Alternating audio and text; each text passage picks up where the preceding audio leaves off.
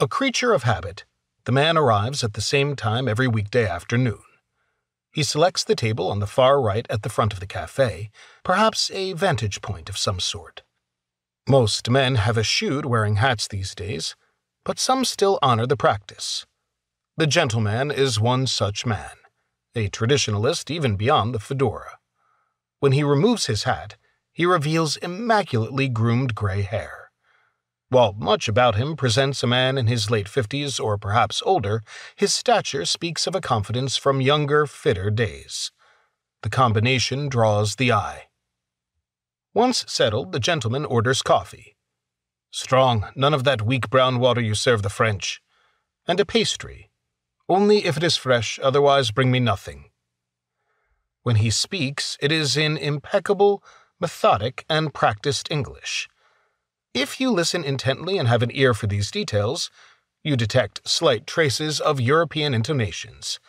Definitely German, possibly Austrian. As head waiter of Café Marie, Charles Ward has marked the man's daily arrivals since he first stepped foot in the cafe a little over 2 weeks ago. Most often he attends the man, their interactions brief and pointed. Should one of the other waiters attend him, Charles makes a point to observe. A gentleman prone to particularities can pose a challenge. Given his penchant for wearing hats, and the fact that he is distinguished, as older men with money tend to be, and handsome, the gentleman stirs Charles. But it is more than base desire. Something about the man pricks and scratches at Charles, an irritation that can't quite be identified. Then, the woman appears. Preparing coffee service for another table, Charles does not mark her arrival, but he and the entirety of the cafe hears clear and loud when she declares, "This place is a dump." In response to the dark disdain of the woman's voice, Charles cringes. The voice echoes through him. He stiffens as if fingers have seized the base of his neck and throttled him. He shudders at the wave of swift memory that floods through him, an unexpected submersion into the waters of the past. He tries to calm himself with reason.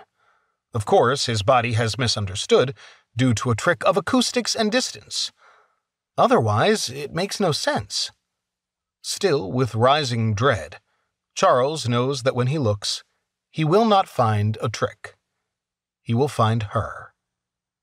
From the service area, Charles peers out into the open room of the cafe. Indeed, there she sits, stout and hard, and unpleasant as always. Even if he wants to pretend he is mistaken, he cannot. If she is anything, she is unmistakable, hunkering in Charles's memory, implacable as a marked grave.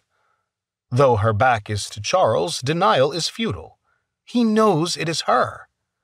How many times had he imagined stepping up behind her, one of her husband's belts wrapped in his fists, taking her by surprise? How could he ever forget her? He couldn't. He can't. He hasn't.